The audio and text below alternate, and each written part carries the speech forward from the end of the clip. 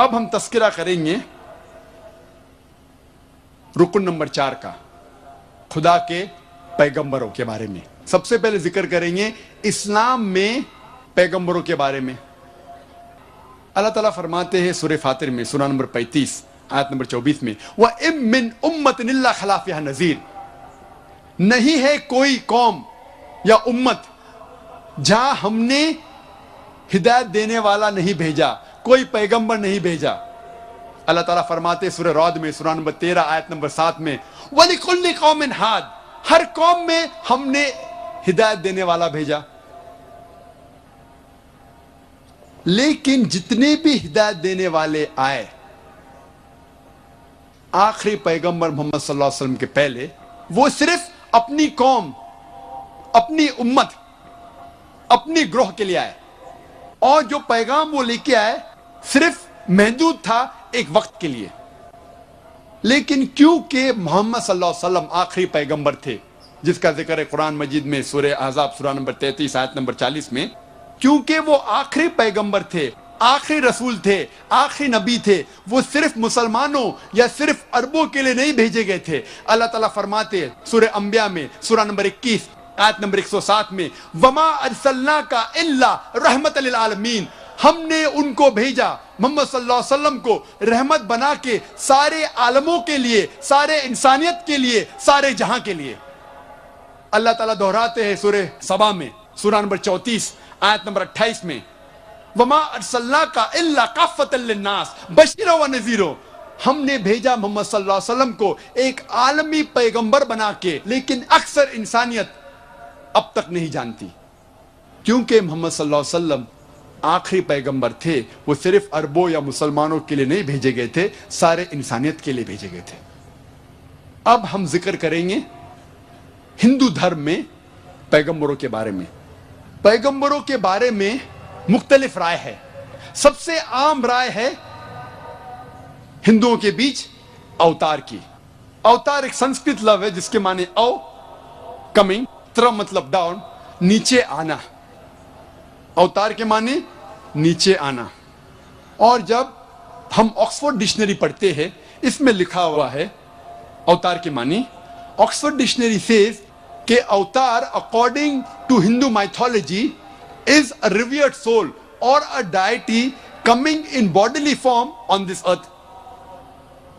अवतार की मानी आम हिंदू समझते हैं हिंदू माइथोलॉजी में कि खुदा इंसान का रूप धारण करके इस जमीन पे उतरता है।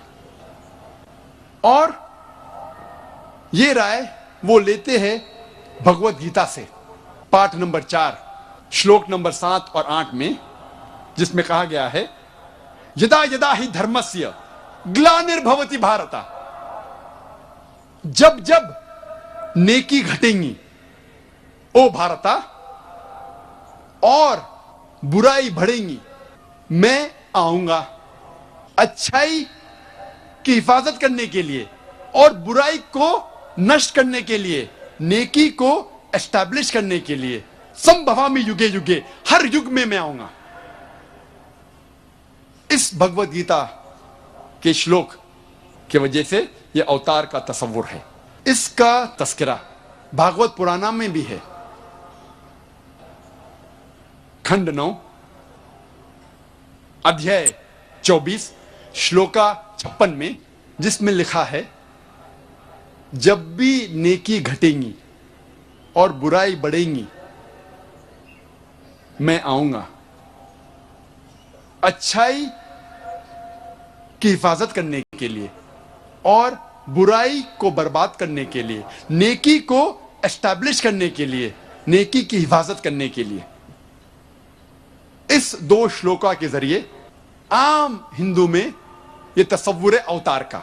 लेकिन कई हिंदू स्कॉलर्स कहते हैं यह लफ्ज जो अवतार है, it is positive of God, खुदा खुद नहीं हो सकता, ये खुदा की कोई चीज है। और अक्सर जो हिंदू स्कॉलर्स है वो कहते हैं कि ये अवतार खुदा का भेजा हुआ इंसान हो सकता है, खुदा खुद नहीं हो सकता। इसीलिए वेद में कहीं भी जो अवतार का आम लोग समझते उसका जिक्र है ही नहीं वेद में, कि खुदा खुद इस धरती पे आए, इस जमीन पे आए, इसका जिक्र कहीं भी नहीं है वेद में। वेद में जिक्र है कि खुदा ने ऋषियों को भेजा, कई ऋषियों का जिक्र है।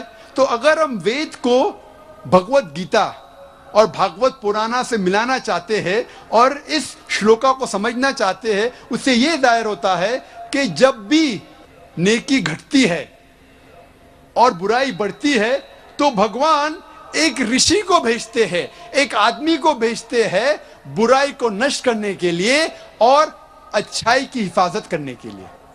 क्योंकि वेद के खिलाफ कोई भी हिंदू धर्म की किताब जाती है तो हमें वेद की बात मानना चाहिए। सबसे अच्छा तरीका है रिकंसाइलेशन, दोनों की बात को ऐसा समझे कि दोनों की बात रहे।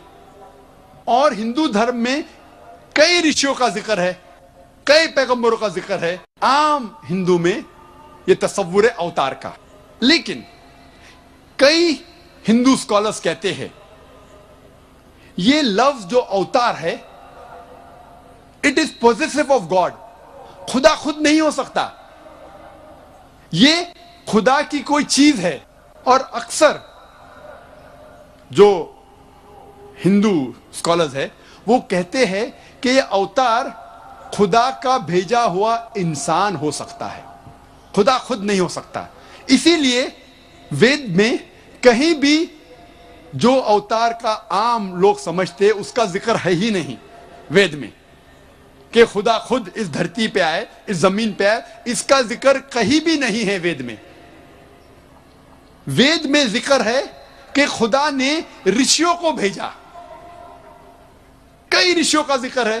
तो अगर हम वेद को भगवत गीता और भागवत पुराना से मिलाना चाहते हैं और इस श्लोका को समझना चाहते हैं, उससे यह जाहिर होता है कि जब भी नेकी घटती है और बुराई बढ़ती है तो भगवान एक ऋषि को भेजते हैं, एक आदमी को भेजते हैं बुराई को नष्ट करने के लिए और अच्छाई की हिफाजत करने के लिए।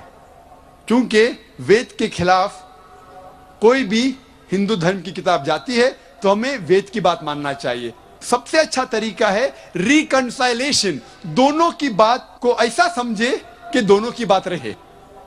और हिंदू धर्म में कई ऋषियों का जिक्र है, कई पैगंबरों का जिक्र है।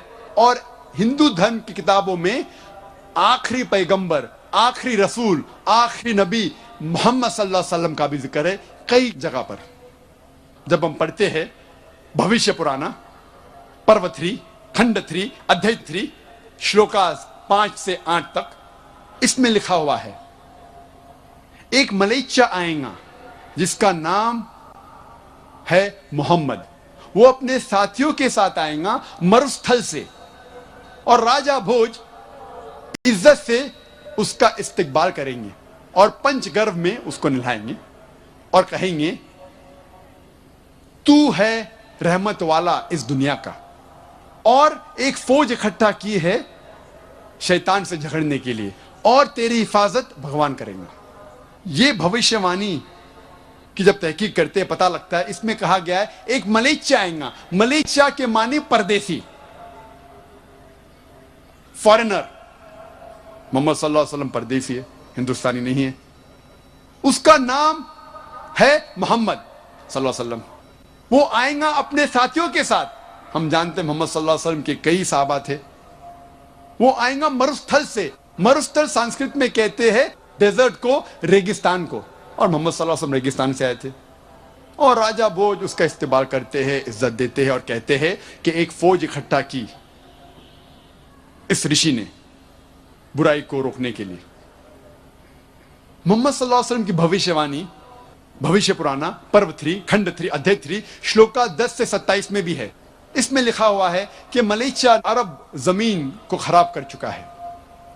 एक दुश्मन था जिसे मैंने नष्ट किया, अभी और एक बार वो भेजा गया है और बड़े दुश्मन को। इसको नष्ट करेंगे एक आदमी जिसका नाम है मोहम्मद, और लोगों को सही रास्ते पे लेके आएंगे। ए राजा, तुझे मलेशिया के जमीन में जाने की जरूरत नहीं, तुझे मैं प्यूरिफाई करूंगा, पाक करूंगा इस जगह पे। और एक शख्स आता है एंजेलिक डिस्पोजिशन में, फरिश्ते के रूप में, और कहता है कि मुझे भेजा है ईश्वर परमात्मा ने आर्य धर्म को कायम करने के लिए, हक का धर्म, हक का दीन। मेरा मानने वाला गोश्त खाने वाला रहेगा, मेरा मानने वाला का खतना किया जाएगा, वो चोटी नहीं सिर पे रखेगा, वो दाढ़ी बढ़ाएगा, दाढ़ी बढ़ाएगा और लोगों को नमाज की तरफ बुलाएगा। वो गोश्त खाएगा लेकिन सूअर का गोश्त, खिंजीर नहीं खाएगा। वो इनकलाब बर्पा करेगा, वो घास फूस से पाक नहीं होगा, लेकिन हक के लिए मैदान जंग में लड़ेगा और पाक होगा। उसका नाम होगा मुसलमान। यह भविष्यवाणी इशारा कर रही है आखिरी पैगंबर मोहम्मद सल्लल्लाहु अलैहि वसल्लम की तरफ। कहा गया है कि वो आदमी आएगा, लोगों को हिदायत देगा और दुश्मन का नष्ट करेगा। उसका नाम होगा मोहम्मद सल्लल्लाहु अलैहि वसल्लम। उसका मानने वाला होगा जिसकी खतना हो चुकी है। वो चोटी नहीं उगाएगा अपने सिर पर, दाढ़ी बढ़ाएगा, इनकलाब बर्पा करेगा, लोग को नमाज सलाह की तरफ बुलाएगा, जिसे कहते आदान। वो इनकलाब बर्पा करेगा, गोश्त खाएगा लेकिन खिंजीर, सूअर का गोश्त नहीं खाएगा। वो पाक नहीं होगा घास और फूस से, लेकिन हक के लिए मैदान जंग में लड़कर पाक होगा। उसका नाम होगा मुसलमान। ये सारी बातें लिखी हुई है भविष्य पुराना में। कई भविष्यवाणी हैं, वक्त नहीं कि सारी की तफसीर करूं मैं। मोहम्मद सल्लल्लाहु अलैहि वसल्लम का जिक्र है भविष्य पुराना में, पर्व 3 खंड 1 अध्याय 3 श्लोकाज 21 से 23 में भी मोहम्मद सल्लल्लाहु अलैहि वसल्लम का जिक्र वेद में कई जगह है। अथर्वा वेद में भी है, किताब नंबर 20 पाठ नंबर 127 मंत्रा नंबर 1 से 14। वक्त की किल्लत होने की वजह से, वक्त की कमी होने की वजह से सारे 14 मंत्रों का तस्करा मैं नहीं कर सकता हूं, सिर्फ पहले 2 का करूंगा। मंत्रा नंबर 1 में लिखा हुआ, इसे कहते हैं, ये 14 मंत्रा को कहते हैं कुंटप सुक्ता। कुंटप मतलब परेशानी से दूर करना, उसके मानी है अमन, सलामती, और अरबी में कहते हैं इस्लाम। कुंटप सुक्ता के मानी है, और एक मानी है hidden glands in the abdomen, और इसके मानी भविष्य में लोग को पता चलेंगे, अभी नहीं पता। कुंटप सुक्ता में अथर्ववेद किताब नंबर 20 पाठ नंबर 127 मंत्रा नंबर 1 में लिखा है, नरशंसा आएगा, कौरमा आएगा और उसके 60,000 दुश्मन होंगे। मंत्र नंबर 1 में लिखा है, आएगा एक ऋषि जो है नरशंसा, कौरमा, उसके 60,000 दुश्मन होंगे। मंत्र नंबर 2 में लिखा है, वो ऋषि ऊंट चलाकर आएगा। मंत्र नंबर 1 में कहा गया है उसका नाम होगा नरशंसा।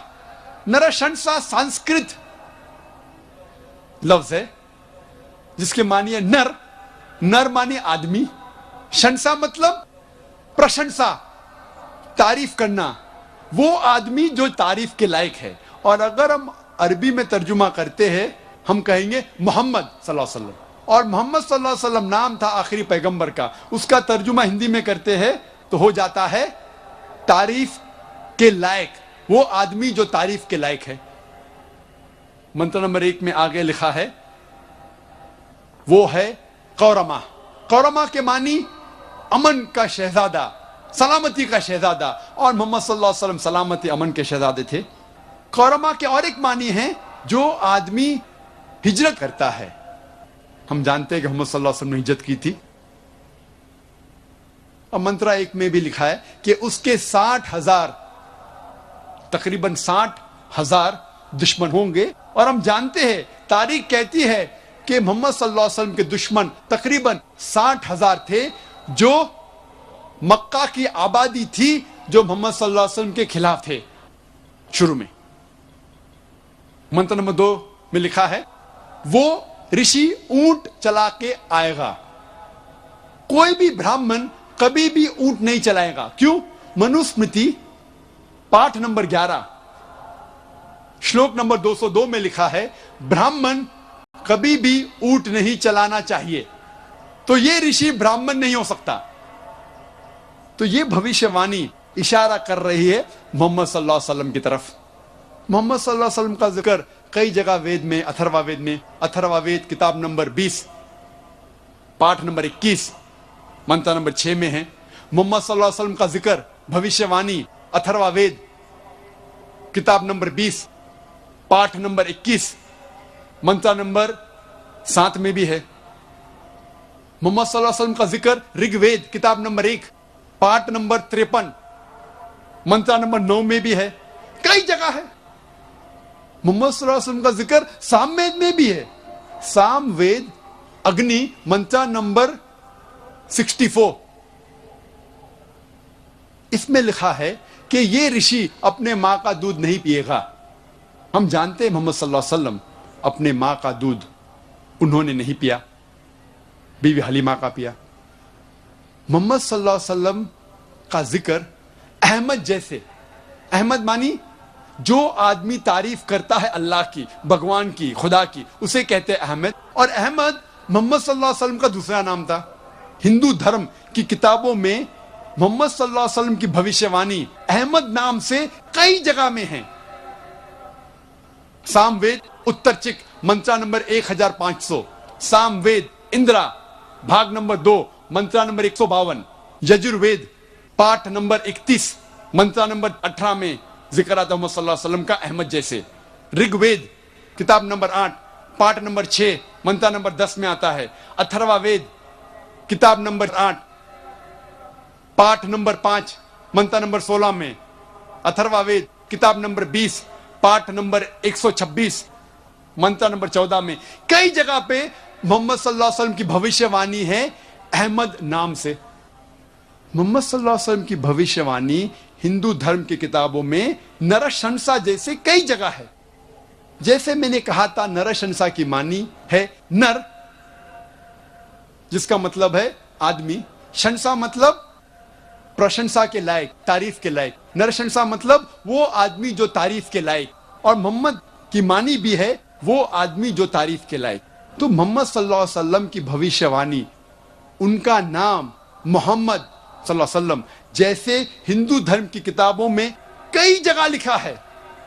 ऋग्वेद किताब नंबर 1 पाठ नंबर 13 मंत्र नंबर 3, ऋग्वेद किताब नंबर 1 पाठ नंबर 18 मंत्र नंबर 9, ऋग्वेद किताब नंबर 1 पाठ नंबर 106 मंत्र नंबर 4, ऋग्वेद किताब नंबर 1 पाठ नंबर 142 मंत्र नंबर 3, ऋग्वेद किताब नंबर 2 पाठ नंबर 3 मंत्र नंबर 2, ऋग्वेद किताब नंबर 5 पाठ नंबर 5 मंत्र नंबर 2, ऋग्वेद किताब नंबर 7 पाठ नंबर 2 मंत्र नंबर 2, ऋग्वेद किताब नंबर 10 पाठ नंबर 64 मंत्र नंबर 3, ऋग्वेद किताब नंबर 10 पाठ नंबर 182 182 मंत्र नंबर 2, यजुर्वेद पाठ नंबर 20 मंत्र नंबर 37, यजुर्वेद पाठ नंबर 20 मंत्र नंबर 57, यजुर्वेद पाठ नंबर 21 मंत्र नंबर 31, यजुर्वेद पाठ नंबर 21 मंत्र नंबर 55,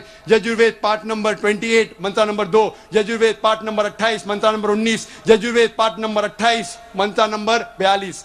कई जगह पे लिखा हुआ है मोहम्मद सल्लल्लाहु अलैहि वसल्लम की भविष्यवाणी नरशंसा जैसे। सिर्फ हवाले अगर मैं देने लगूंगा तो अल्हम्दुलिल्लाह अल्हम्दुलिल्लाह सुम्मा अल्हम्दुलिल्लाह, सिर्फ हवाले देने लगूंगा, सैकड़ों हवाले हैं। और सिर्फ हम भविष्यवाणी मोहम्मद सल्लल्लाहु अलैहि वसल्लम की जिक्र करेंगे हिंदू धर्म की किताबों में तो सारा दिन भी कम लगेगा। और मैंने एक तकरीर की, मोहम्मद सल्लल्लाहु अलैहि वसल्लम का जिक्र, मोहम्मद सल्लल्लाहु अलैहि वसल्लम की भविष्यवाणी हिंदू धर्म की किताबों में, वो कसट अगर आप देखेंगे उसके अंदर और तफसील से बात किया। मैं पूरी बात नहीं किया, तकरीर इतनी लंबी नहीं हो सकती। लेकिन और तफसील से बात किया हूं। वक्त की किल्लत, वक्त की कमी होने की वजह से और एक भविष्यवाणी का जिक्र करूंगा मोहम्मद सल्लल्लाहु अलैहि वसल्लम के बारे में हिंदू धर्म की किताब में। वो है कल की अवतार के बारे में।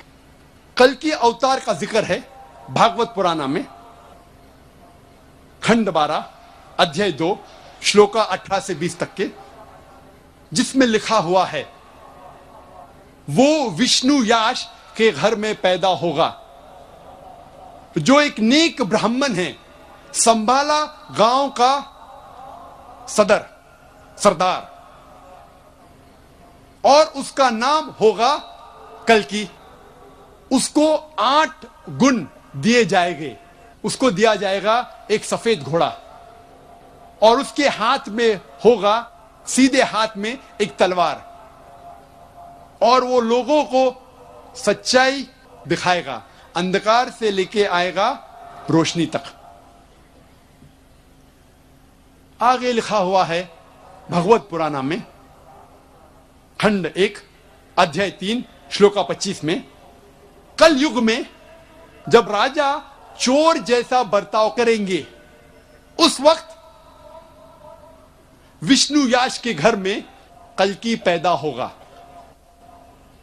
कल की अवतार का जिक्र कल की पुराना में भी है। पाठ नंबर 2 श्लोका नंबर 4 में लिखा है कल्कि पैदा होगा विष्णु याश के घर में, संभाला देश में, संभाला गांव में। कल की पुराना पाठ 2 श्लोक नंबर 5 में लिखा है उसके 4 दोस्त होंगे और वो उसकी मदद करेंगे दुश्मन से लड़ने के लिए।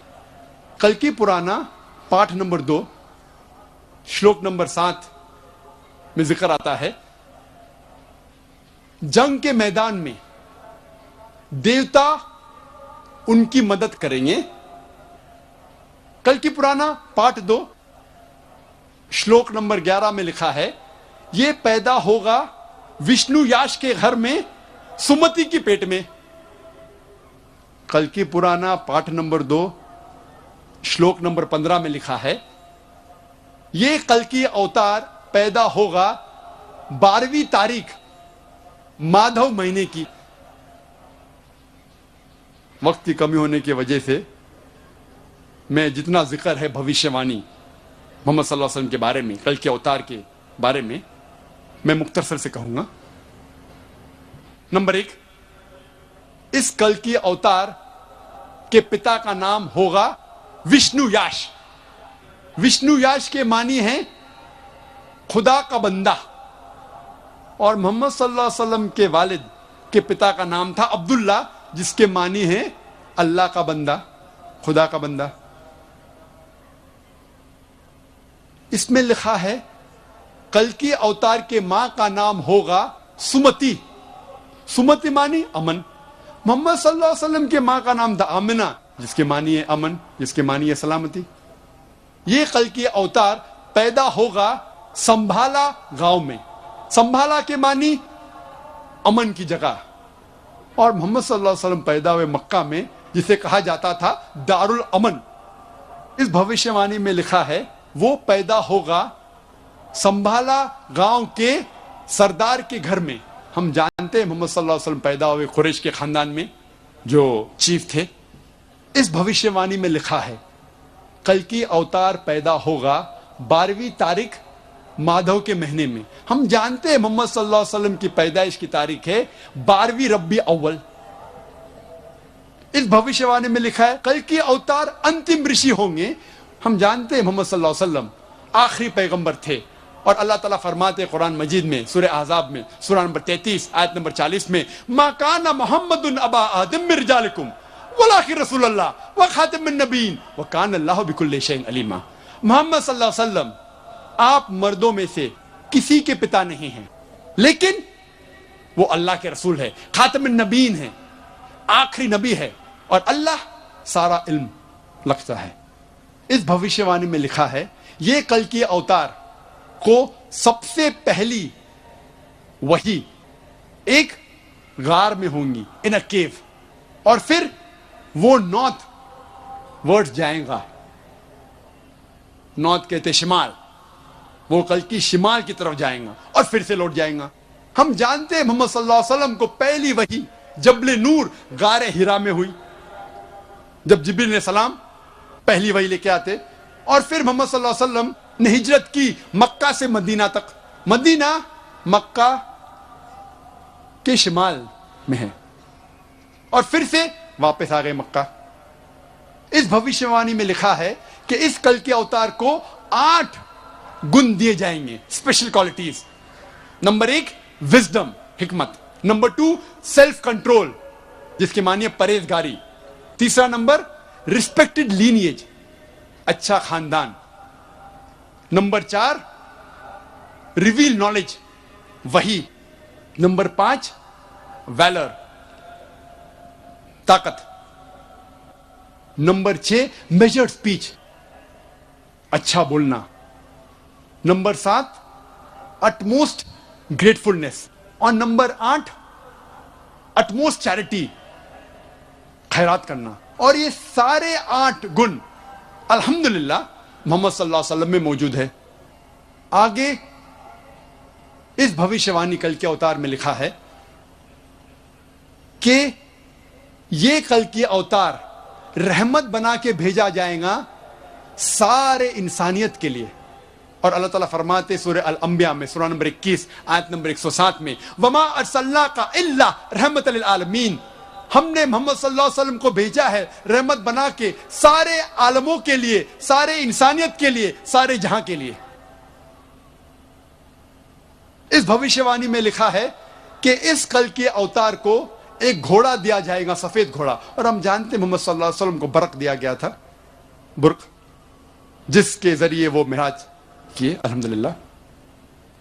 आगे लिखा है कि वो घोड़ा चलाएंगे तलवार को सीधे हाथ में लेके। हम जानते हैं मोहम्मद सल्लल्लाहु अलैहि वसल्लम ने कई जंग लड़ी, अक्सर सेल्फ डिफेंस में, अपने आप को बचाने के लिए, और अल्हम्दुलिल्लाह खुद उन्होंने जंग में हिस्सा लिया और कई बार घोड़ा चलाया सीधे हाथ में तलवार लेके। इस भविष्यवाणी में लिखा है कि कल के अवतार लोगों को अंधकार से रोशनी में ले आएगा। और हम जानते हैं जिस वक्त मोहम्मद सल्लल्लाहु अलैहि वसल्लम अरब जमीन में पैदा हुए उसे कहते थे यौमिल जाहिलिया, उस दौर को कहते थे यौमिल जाहिलिया, द डेज ऑफ इग्नोरेंस। और मोहम्मद सल्लल्लाहु अलैहि वसल्लम ने कुरान के जरिए अल्हम्दुलिल्लाह इन अरबों को अंधकार से रोशनी तक ले गए। आगे लिखा हुआ है कि इस कल के अवतार के 4 दोस्त होंगे जो उनकी मदद करेंगे और दुश्मन के खिलाफ लड़ेंगे। हम जानते हैं ये 4 दोस्त अल्हम्दुलिल्लाह 4 खुलफा राशिदीन हैं, हजरत अबू बकर, हजरत उमर, हजरत उस्मान और हजरत अली रदियल्लाहु अन्हु।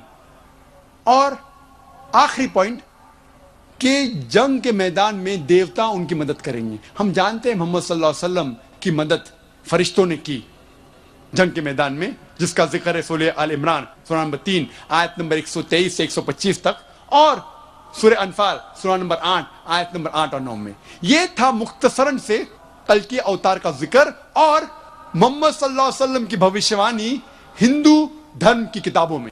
5वां रुकन ईमान का आखिरत।